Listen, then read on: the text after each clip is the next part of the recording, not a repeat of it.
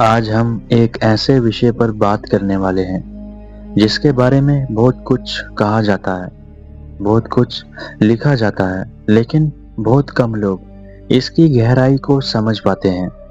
वह विषय है थर्ड आई, यानी तीसरा नेत्र, जिसे अर्थात आज्ञा चक्र भी कहा जाता है। सबसे पहले एक बात स्पष्ट कर दूं, थर्ड आई कोई जादुई शक्ति नहीं है, ना ही ये कोई ऐसी चीज है जो एक रात में खुल जाए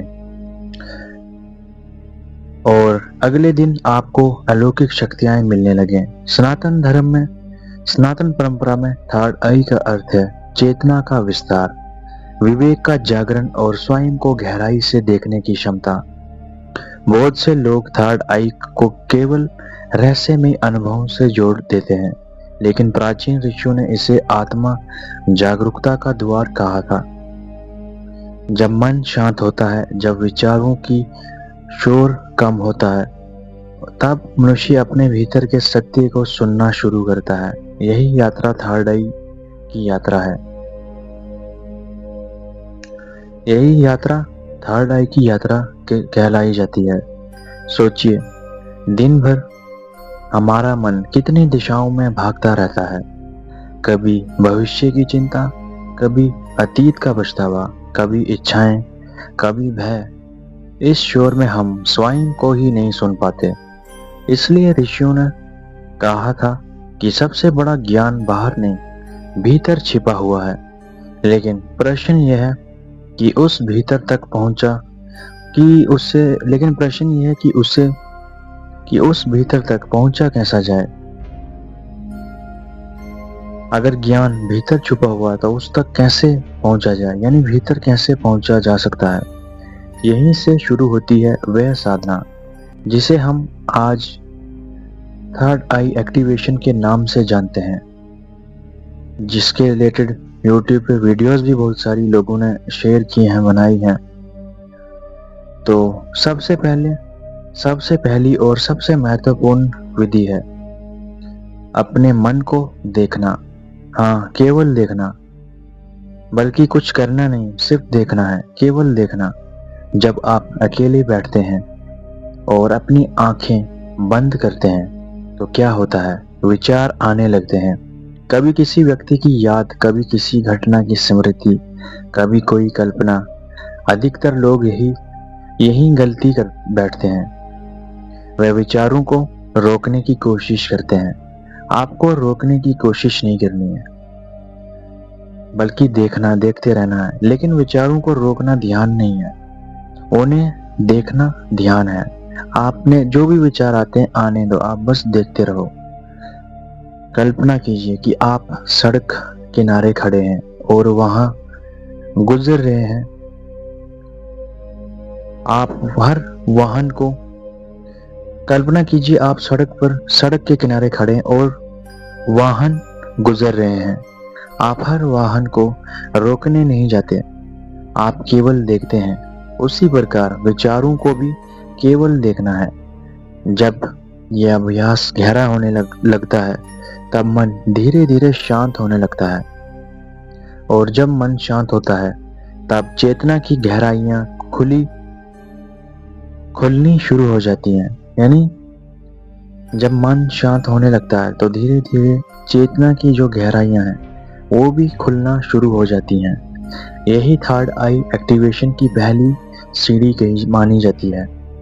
अब दूसरी विधि ये भी एक आपको कहीं पे भी सीखने को मिली होगी, आज तक कहीं ना कहीं आपने इस बारे में भी सुना होगा। तो वो है श्वास पर ध्यान। तो ये विधि अगर आप मेडिटेट करते हो तो आपने भी शायद इस विधि को अपनाया होगा अपने जीवन में। तो मैं इसके बारे में थोड़ा सा आपके साथ एक्सप्लेन कर देता हूँ इसको। हम जन्म से श्वास यानी सांस ले रहे हैं, लेकिन कितने लोग सचमुच अपनी सांस को महसूस करते हैं। प्राचीन योगियों ने कहा था कि श्वास और मन का सीधा संबंध है। जब मन अशांत होता है, सांस तेज हो जाती है। जब मन शांत होता है तो श्वास धीमी हो जाती है। इसलिए यदि आप श्वास को शांत कर दें तो मन भी शांत होने लगता है। प्रतिदिन सुबह 15 मिनट बैठिए, रीढ़ सीधी रखिए, यानी कि अपनी पीठ जो है वो सीधी रखिए, यानी झुकी हुई नहीं होनी चाहिए और बिल्कुल स्ट्रेट होनी चाहिए, जैसे कि मॉन्क्स बैठा करते हैं। बिल्कुल उनकी रीढ़ आप देखोगे जब वो साधना या ध्यान कर रहे होते हैं, उनकी रीढ़ बिल्कुल सीधी होती है। फिर उसके बाद आंखें बंद कीजिए और केवल अपनी श्वास को महसूस कीजिए।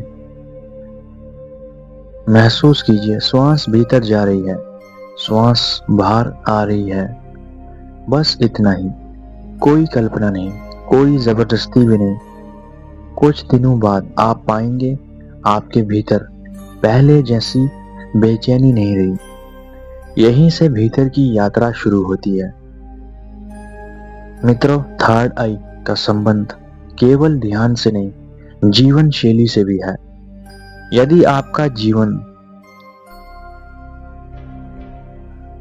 अव्यवस्थित है, मन इच्छाओं से भरा हुआ है, क्रोध और ईर्ष्या से भरा हुआ है, तो ध्यान की गहराई तक पहुंचना कठिन हो जाता है।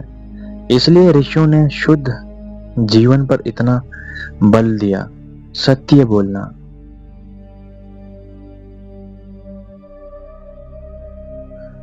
अनावश्यक विवादों से बचना, मन को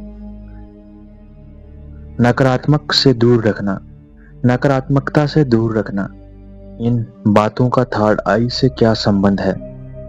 बहुत गहरा संबंध है, लेकिन चेतना तभी ऊपर उठती है जब मन हल्का होता है। झूठ, क्रोध, द्वेष और लालच मन को भारी बना देते हैं, और भारी मन ऊंची चेतना का अनुभव नहीं कर सकता। यही कारण है कि आध्यात्मिक मार्ग केवल ध्यान का मार्ग नहीं है, यह जीवन को बदलने का मार्ग है। अब एक और महत्वपूर्ण बात, बहुत से लोग पूछते हैं कि थर्ड आई जागने के संकेत क्या हैं। इसके उत्तर में कई तरह की कहानियां सुनने को मिलती हैं, लेकिन वास्तविक संकेत कुछ और है। आपकी एकाग्रता बढ़ने लगती है, आप छोटी छोटी बातों पर परेशान होना कम कर देते हैं, आपके भीतर शांति बढ़ने लगती है, आप स्वयं को पहले से अधिक स्पष्टता के साथ समझने लगते हैं, और सबसे महत्वपूर्ण, आपकी प्रतिक्रियाएं कम होने लगती हैं। जहां पहले आप तुरंत क्रोधित हो जाते थे, अब आप ठहर कर सोचते हैं। यही वास्तविक परिवर्तन है, यही आध्यात्मिक प्रगति का प्रमाण है, क्योंकि थर्ड आई का उद्देश्य चमत्कार नहीं, चेतना का विकास है। मित्रों, अब मैं आपको एक ऐसी साधना बताने जा रहा हूं जिसे कई योगी अत्यंत प्रभावशाली मानते हैं। तो ये साधना मैं आपके साथ एक नेक्स्ट वीडियो में शेयर करूंगा, नेक्स्ट पार्ट में। तो आज की वीडियो काफी लंबी हो जाएगी, इसलिए आज की वीडियो में बस इतना ही। बाकी चीजें मैं आपके साथ शेयर करता हूँ नेक्स्ट वीडियो में। तो ये वीडियो देखने के लिए आपका बहुत बहुत धन्यवाद।